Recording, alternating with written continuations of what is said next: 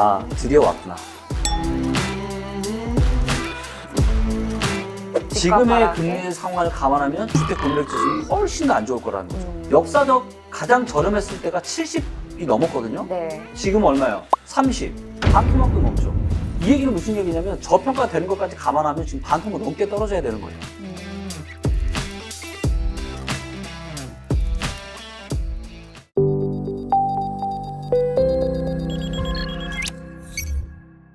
다음 주제로 좀 넘어갈게요. 네. 이 금리 인상 이슈를 가지고도 사실 좀 설왕설래가 되게 많거든요. 네. 그래서 금리 인상 이슈를 무시하면 절대 안 된다. 네. 왜냐면은 지금 긴축 속도가 굉장히 빨라지고 있고 국내에만 해도 벌써 2.25%가 됐잖아요. 기준금리가. 네. 그래서 당연히 집값은 하락한다 이렇게 보는 분이 있고 네. 또 어떤 분은 또 이렇게 해요. 원래 네. 우리나라는 LTV나 뭐 이런 규제가 이미 촘촘하게 있기 때문에 네. 금리 인상 영향 크지 않다. 네. 이전하고 다르다. 네. 그래서 금리 인상과 집값의 관계를 좀 네. 보여줄 수 있는 네. 데이터가 있는지 네. 여쭤보고 싶거든요. 네. 그게 이제 가장 중요한 데이터가 바로 주택 구매력 지수 데이터죠. 그러니까 사실 금리 자체만 놓고 보는 거는 그닥 의미가 없어요. 그러니까 이런 거죠. 우리가 김기원이라는 사람에 대한 어떤 의사결정을 할 때 얘가 괜찮은지 안 괜찮은지 제 성격만 보고 판단하실 수 있을까요? 수학만 잘한다고 좋은 대학 갈 수 있나요? 아니잖아요. 전반적으로 다 봐야 되잖아요. 금리만 가지고 이야기하는 건 뭐냐면 진짜 뭘 몰라도 너무 모르시는 분이고 코끼리라고 하는 이 부동산 시장 코끼리 다리 하나 가지고 의사결정하는 거랑 똑같습니다. 그래서 뭘 봐야 되냐?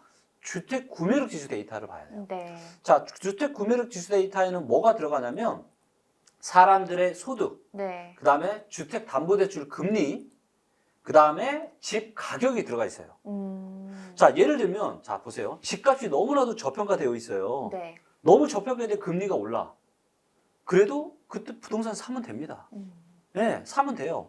그렇기 때문에 하나만 가지고 의사결정을 하는 게 아니라 이런 역학관계를 보면서. 근데 자 지금 주택 가격은 어때요? 역사상 주택 가격이 지금 역사상 가장 비싸요. 가장 고평가된 상태고 사람들의 소득은 어때요 이제? 소득이 문제가 아니라 사람들 실제로 호주머니 사정은 어때요? 지금 굉장히 안 좋습니다. 그렇죠? 이런 상황에 금리가 완만하게 올라가면 그나마 모르겠지만 네. 금리가 급속도로 올라가 미친 듯이 올라가고 있어요. 어떻게 보면 이 모든 데이터가 다 들어간 게 주택 구매력 지수인데 만약 여러분들이 나는 데이터 너무 어려워요. 나는 내가 집 사고 싶은데 뭐만 보면 됩니까? 예, 리치고 앱이나 리치고에 오셔가지고 주택 구매력 지수 데이터 한번 보면 돼요. 네. 이 주택 구매력 지수 데이터가 좋음에 있을 때 최소한 평균 이상이 있을 때 네. 그때 집 사시면은 크게 손해 볼 일이 없어요. 자, 가장 과거에 안 좋았을 때가 언제냐면 2008년 9월 달에 50.4입니다. 근데 지금 얼마냐면 30.1이에요. 자, 50이랑 30. 지금 이 얘기는 무슨 얘기예요? 주택 구매력 지수상 과거의 고점보다 지금 40% 고평가되어 있는 겁니다. 근데 이 데이터는 지난 연말 데이터예요. 금리는 최근에 많이 올랐죠. 네. 그러니까 더 안 좋다는 지금의 거죠. 주택 구매력 지수는 더 안 좋을 거예요. 그렇기 때문에 여러분들이 정말로 유의하셔야 될 게 뭐냐? 지금 우리는 지난 몇 년 동안에 이런 오르는 것만 보다 보니까 지금 계속 이 상승에 대한 이 이야기들이 하고 있지만요. 이게 아니에요, 지금. 지금 어쩌면 대한민국 역사상 이제 IMF 때 빼고 우리가 지난 기억하는 20년 동안 생각을 하면은 역사상 지금 가장 큰 하락이 지금 기다릴 가능성이 매우 많다.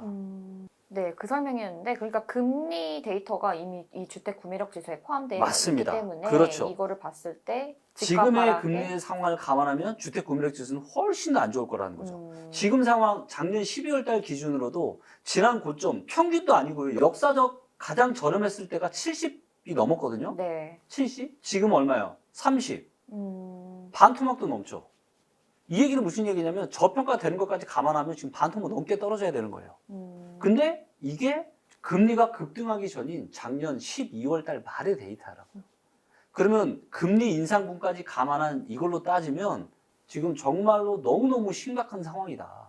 근데 이게 평균치로 20에서 50 나오려면은 진짜 네. 어마어마한 하락이 나타나야 되잖아요. 어마어마한 하락이 나타나죠. 언제부터 그럼 본격적으로? 그런 하락은 이미 이제 시작이 됐다고 저는 보고 있고요. 근데 데이터상으로는 아직 막 통계상 잡히지 이거는 이제 외곽부터 지금 꺾이고 있는 거죠. 외곽부터. 일단 가장 중요한 데이터가 리치고 시세 데이터인데요. 네. 자, 이걸 기준으로 제가 먼저 서울을 보여드리면 매매가가 상승이 이제 굉장히 완만해졌죠. 네. 하지만 여전히 아직 하락을 안 하고 있는 모습이고요. 전세가는 어때요? 전세가도 마찬가지입니다. 그러니까 약간 강보합 정도 지금 하고 있어요. 자, 그런데 경기도를 보시면 매매가 어떻죠? 이미 떨어지고 있죠.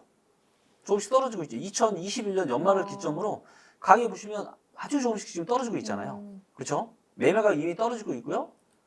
전세 가격도 이미 조금씩 떨어지고 있습니다. 자, 인천 같은 경우도 보면 인천은 좀 더 확실하죠. 좀 더 많이 떨어지고 있고 전세 가격도 좀 더 많이 떨어지고 있습니다. 그래서 이미 가격은 지금 이미 꺾이기 시작하고 있고 가격이 꺾이는 게 문제가 아니라 지금은 팔려고 내놔도 아예 팔리질 않아요. 한번 신고가에 한번 팔아보세요. 팔리나 이미 동탄, 인덕원 뭐 이런 데는요 2020년 가격보다 더 많이 떨어졌어요.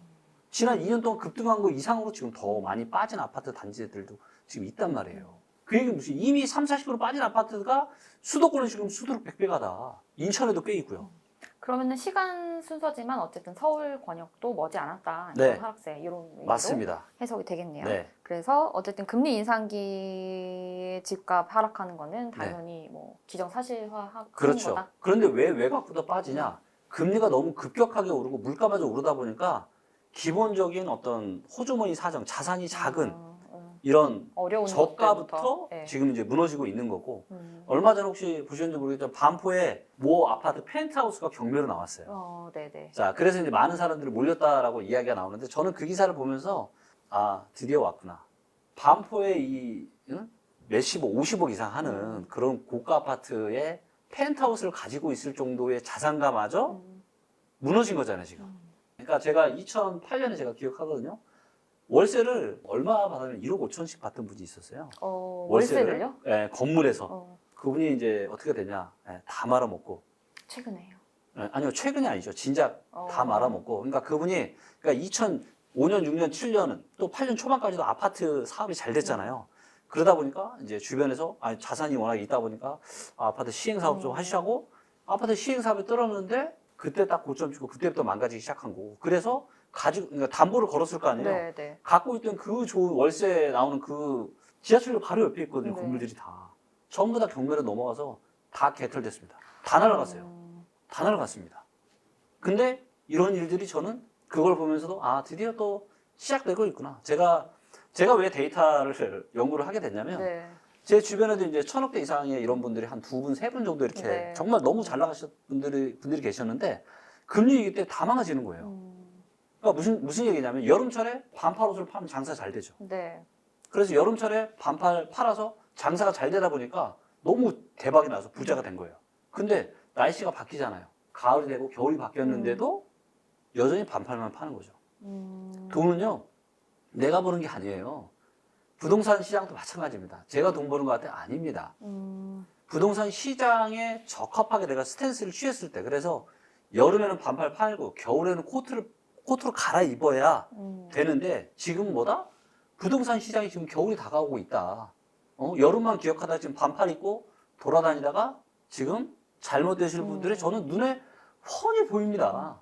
이 겨울이 얼마나 추울지만 모르는 거지 겨울은 이미 다가왔고요. 그런 징조들은 여러분들 주변 한번 보세요. 네. 호주머니에 지금 여유 있는 사정이 있는 사람이 있는지 한번 살펴보십시오. 네, 그래서 물론 어느 분한테는 또 뭐 기회가 될 수 있는 장이지만 누군가에는 또 되게 고통스러운 시기일 수도 있어서 사실 네. 마음이 또 그렇게 막 맞아요. 편하지는 않은 상황인데 계속 얘기를 이어보겠습니다. 그래서 예를 아까 말씀하시면 매매, 전세, 월세까지 다 하락한다. 네. 근데 원래 하락기에는 전세가 오르고 매매가 떨어지면서 갭이 적어지니까 또 네. 갭 투자가 늘어나고 그래서 사실 또 집값이 오르는 또 이런 사이클이었는데 맞습니다. 그럼 앞으로는 이런 사이클도 기대하기가 어렵고 네. 없지 않을까 또 이런 생각이 들더라고요. 힘듭니다. 그나마 이제 전세나 월세가 올라갈 수 있는 지역들은 있어요. 그 지역들은 뭐냐면 직주 근접이 가능한 인근 거리 내에 입주 물량이 아주 작은 곳들. 그런 것들은 전세나 월세가 올라갈 수 있습니다. 근데 그런 지역이 아니라 좀 물량이 많은데 서울은 작지만 수도권 전체적으로 보면 절대 작지 않아요. 네. 그리고 특히나 이런 현상이 전세, 월세, 매매 다 떨어질 때는 어디냐? 전국에 딱 두 군데가 있는데요. 첫 번째가 대구고요. 두 번째가 인천입니다. 이 지역들은 그냥 명백해요. 전부 다 시장이 안 좋아질 수밖에 없습니다. 대구, 인천 매번 강조하셨잖아요. 예. 그리고 그대로 지금 됐잖아요. 예. 네.